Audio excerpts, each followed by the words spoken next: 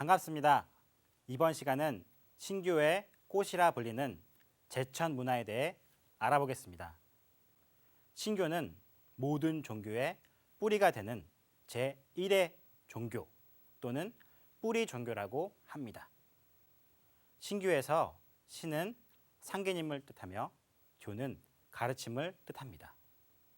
즉, 신교 문화라 하는 것은 상계님의 가르침을 받들고 모시는 모든 문화적 행동 양식을 말합니다. 신교 문화의 대표적 양식이 천제 문화입니다. 천제는 하늘에 상계님께 올리는 제사를 뜻하며 천제를 올리는 곳을 제천단이라고 합니다. 여러분, 혹시 등산을 하면서 높은 산 위에 있는 제천단을 보신 적이 있나요? 직접 보지는 못해도 TV에서 보신 분은 아마 있을 겁니다. 그렇다면 제천단은 우리나라 어디에 있을까요?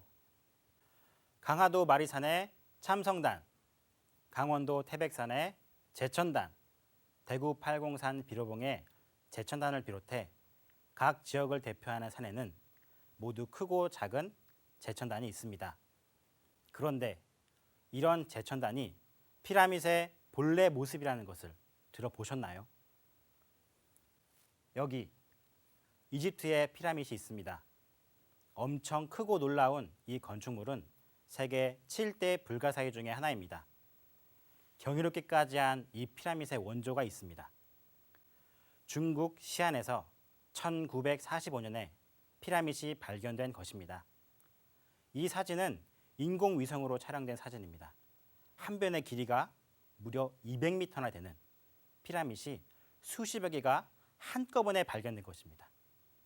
이집트의 피라밋보다 더 큰 피라밋도 있습니다. 중국 정부는 1963년 이 피라밋들을 진시황의 무덤으로 예상하고 발굴을 하던 중에 1973년 고고학계 탄소 연대 측정법에 의해서 이 피라밋은 진시황의 무덤보다 수천 년 앞서 만든 것임이 밝혀지게 됩니다. 그런데 이 중국의 피라밋은 많이 알려지지 않았습니다. 왜냐하면 중국 정부에서 이 피라밋을 숨기고 있기 때문이죠.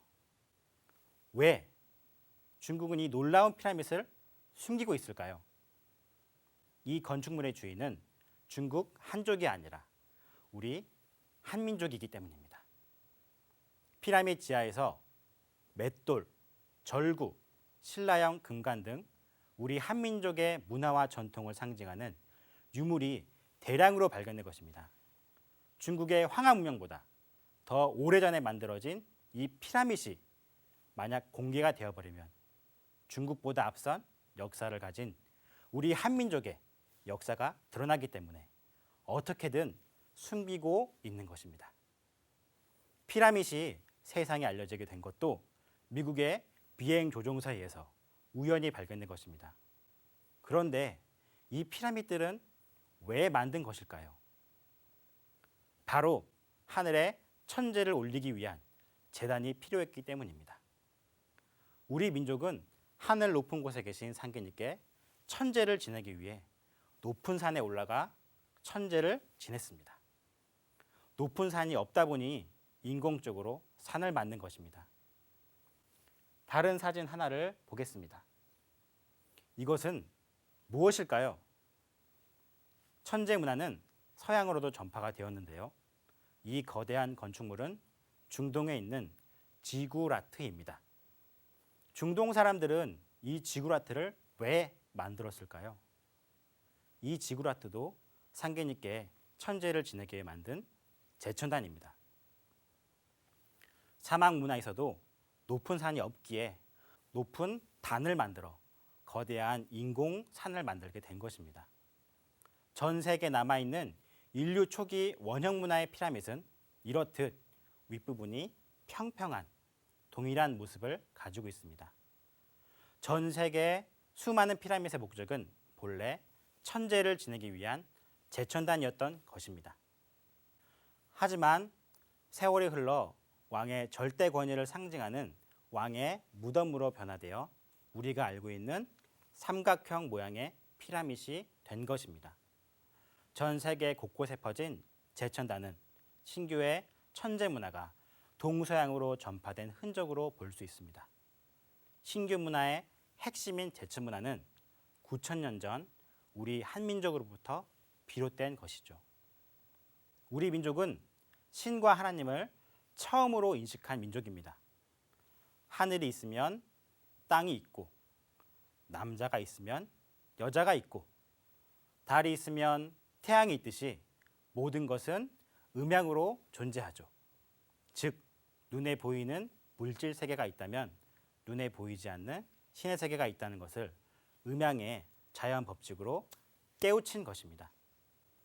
그리고 나라를 다스리는 대통령이 있고 세계를 대표하는 유엔 사무총장이 있듯이 우주에도 우주를 다스리는 신의 세계를 통치하시는 하나님이 계시다는 것을 알았습니다. 이 하나님을 우리 민족은 상제님이라고 불러왔습니다. 상은 윗 상자, 제는 하나님 제자. 그 뜻은 최고의 더 이상이 없는 절대자 하나님이라는 뜻을 담고 있습니다. 상계님은 9,000년 전부터 불러온 하나님의 공식 호칭입니다. 신규 문화의 꽃이라 불리는 천재는 우리나라에서는 1년에 봄, 가을로 2번 봉행이 되었습니다.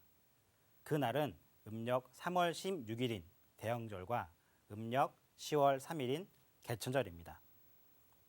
음력 3월 16일인 대영절에는 고조선의 초대 단군 왕건께서 쌓은 참성단에서 천재를 올렸으며 음력 10월 3일에는 백두산에서 천재를 올렸다는 기록이 환단고기에 나옵니다. 지금은 양력 10월 3일에 강화도 참성단에서 천재를 지내고 있습니다. 그런데 여러분, 우리는 개천절을 양력 10월 3일로 알고 있죠? 하지만 개천절은 본래 음력 10월 3일이며 단군께서 고조선을 여신 날이 아니라 환웅천왕께서 배달국을 여신 날입니다. 이에 대한 내용 역시 환단고기에 자세히 나와 있습니다. 그리고 제천단을 중심으로 형성된 소도는 신성 불가침 구역으로 설정이 되어 국가 차원에서 보호되고 관리되었습니다. 심지어는 아무리 큰 죄를 지은 죄인이라도 소도로 들어가면 붙잡지 않았습니다. 중국의 역대 황제들도 황제에 즉위하면 중국 산동성에 있는 태산에 올라가 상계님께 천제를 올렸습니다. 지금도 태산에 가면 정상에 옥황대제라는 위패가 모셔져 있는 것을 볼 수 있습니다. 이곳은 중국의 유명한 관광지인 북경 천단공원입니다. 이 천단공원에는 청나라 황제들이 상계님께 천제를 올리던 제단이 남아 있으며 상계님의 위패가 지금도 모셔져 있습니다. 여기서 황제라는 호칭의 어원과 뜻을 잠시 알아보겠습니다. 황제는 하제라고도 하며 상제에서 나온 말로 상계님의 뜻을 받들어 온 인간 세상을 통치하는 상계님의 대행자라는 뜻을 가지고 있습니다. 황제를 다른 말로 천자라고 합니다. 천자는 천재지자의 줄임말로 하나님의 아들을 의미합니다. 그래서 상계님께 천제를 올린 제천단은 천자 사상을 담고 있습니다. 그런데 중국이 자랑하는 북경 천단공원의 제천단보다 수천 년이나 앞선 인류 원형 문화의 제천단이 발견된 놀라운 사건이 있었습니다. 바로 홍산 지역에서 발견된 제단들입니다. 홍산 유적지에는 3단으로 된 둥근 원형 제단과 사각형의 방향으로 된 제단들이 상암 월드컵 경기장만큼 넓은 곳에서 본래 모습을 그대로 간직한 채 발굴되었습니다. 홍산 문화는 2부에서 소개된 바와 같이 우리 배달국 시대의 유적임을 알 수 있습니다. 예로부터 우리 민족은 하늘은 둥글고 땅은 네모 방정하다는 천원 지방 사상을 지니고 있었습니다. 그런데 홍산 문화 유적지의 제단들은 이 천원 지방 사상의 원형을 그대로 보여주고 있습니다. 그럼 인류 초기 시절부터 상계님을 알고 상계님께 천제를 올린 진정한 천자국은 어느 나라였을까요? 네, 맞습니다. 바로 우리나라입니다. 중국은 천자국을 모방하여 역사 열등감을 극복하기 위해 역사를 조작하고 우리나라를 굴복시키려 하였습니다. 구한말 고종께서 외세에 꺼져가던 국운을 되살리고자 나라 이름을 대한제국으로 바꾸고 스스로 황제가 되셨습니다.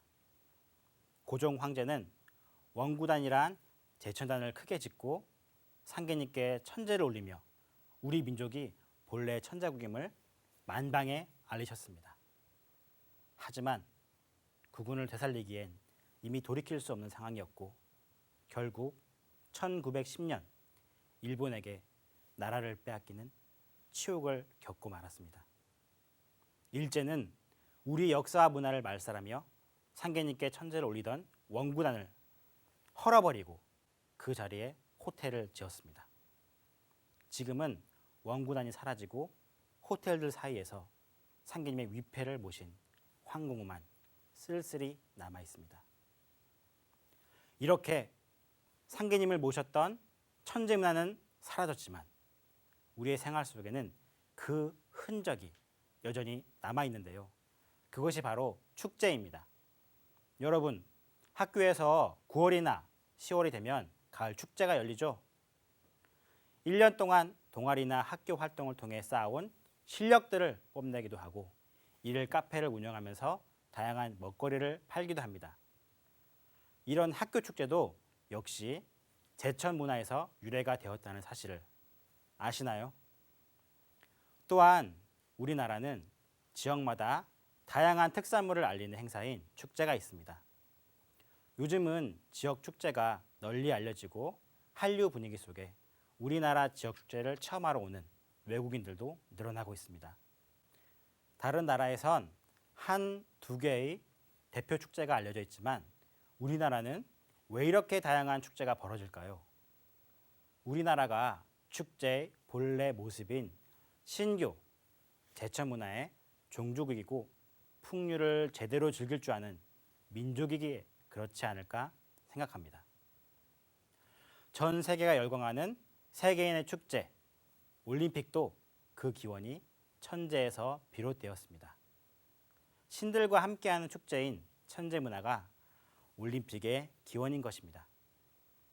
지금은 상계님을 섬기는 본래 신교 정신을 잃어버려 상계님께 천지를 올리는 예식이 사라진 채 스포츠를 즐기는 축제를 벌이거나 여러 가지 체험을 하고 먹고 어울리는 문화로 바뀌어버린 것입니다. 여기서 잠깐 축제의 단어적 의미를 살펴볼까요? 축이라는 한자는 고일시, 입구, 그리고 사람인이라는 글자가 합쳐진 글자입니다. 그 뜻은 신께 무릎을 꿇고 기도함을 의미합니다. 그리고 제라는 글자는 제사를 지낸다는 의미를 뜻합니다. 즐겁고 신나는 축제의 본래 의미가 이렇게 신교 문화에서 비롯되었다는 것을 잘 아셨죠? 천재 이후 모두가 다 같이 노래를 부르고 춤을 추며 하나가 되었던 대축제장이 바로 신교의 제천 문화입니다. 수천 년 전 인류 문화가 태동되던 시기 그 중심에 우리 한민족의 신교 제천 문화가 있었습니다. 우리가 교과서에서 배운 부여의 영고, 예의 무천, 고구려의 동맹, 고려의 팔관에도 상계님께 올리는 제천 행사였습니다. 이 외에도 천제는 국가에 중요한 일이 있을 때마다 공행되었습니다. 국가에서 가장 중요한 일이 뭐가 있을까요? 황제로 진급할 때와 전쟁을 할 때, 국가의 큰 재난 등입니다. 그래서 신교의 직접적인 영향을 받은 우리나라와 중국, 일본에서는 왕이 되면 제일 먼저 상계님께 천제를 올렸습니다. 임금이 되어 나라를 통치하는 것을 상계님께 고하고 국가의 안녕을 기원하는 의미였습니다.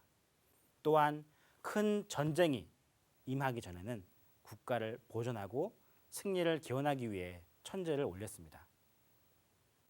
천제는 국가 통치자의 신성한 의무이자 필수 예식이었으며 모든 생활 문화의 근원이 되었습니다. 이렇듯 전 세계 역사 문화에 큰 영향을 끼친 신규 문화는 일제 강점기를 거치면서 무속 신앙의 한 모습으로 왜곡되었고 천제 문화도 그 맥이 끊어졌습니다. 일제는 우리 역사와 정신을 말살하기 위해 우리나라 곳곳에 말뚝을 받고 민족 정기를 끊으려 하였습니다. 여러분이 알고 있는 자랑스러운 우리 국보 1호가 뭐죠? 네, 맞습니다. 바로 남대문입니다. 그런데 이 국보 1호 남대문을 일제가 정했다는 사실을 들어보셨나요? 임진왜란 당시에 외장 가토 기요마사는 국토를 온통 불바다로 만들고 사륙하고 파괴하며 한양으로 입성하게 되는데 이때 가토 기요마사가 통과한 문이 남대문이었습니다. 일제는 자신의 선조가 통과한 개선문이 남대문이니 그것을 기념해야 한다며 남대문을 국보 1호로 정한 것입니다. 우리는 일제가 정한 국보를 여전히 자랑스러운 국보 1호로 여기고 있는 것입니다. 아직 청산되지 않은 일제 잔재는 곳곳에 많이 남아 있습니다. 국보는 나라의 보물이란 뜻으로 계계승승 보존하고 지켜야 할 문화유산을 뜻합니다. 그렇다면 진정한 국보 1호는 무엇이 되어야 할까요? 우리나라에서 가장 소중한 문화유산은 바로 상계님께 천제를 지냈던 신교 문화의 상징물인 강화도 마리산 참성단이 되어야 하지 않을까요? 상계님을 모시고 기리는 천제 문화의 부활이야말로 우리 한민족의 정신문화를 회복하는 가장 중요한 일임을 잊지 말아야 하겠습니다. 우리 민족의 정체성을 잃고 방황한 지 무려 70년이 넘었습니다. 광복은 했지만 우리들의 잃어버린 정신은 되찾지 못했습니다. 이 책을 통해 잊고 지낸 우리 정신과 문화를 깨달아 대한민국의 미래를 이끌어갈 새 역사의 주인공으로 거듭나시기를 진정 바라겠습니다. 감사합니다.